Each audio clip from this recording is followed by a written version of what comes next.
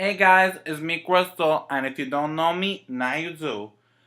So surprise, surprise, I said last week I was not gonna answer any more questions that came out of any person that was anonymous, but I did get very important and interesting email at Official Crystal Club.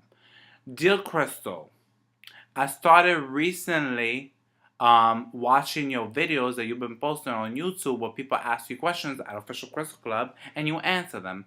I would just like to take this time to say that I think that you're freaking stupid. You are a retard that does not know anything. You have no formal educations and you speak as if you know everything when clearly you know nothing. I wish you would just shut the fuck up and stop making these videos. Great. Thank you so much. I would just like to know that there was no real question in that email. So if you actually have a question, you can ask it to me and I will personally answer it. That question could be, Crystal, are you a retard? Yes. Do you have any formal education? Yes. See, I also answers in no. Crystal, will you suck my dick? No, because you're stupid. So please email me my real questions at officialcrystalclub@gmail.com. Love you, toodles and poodles.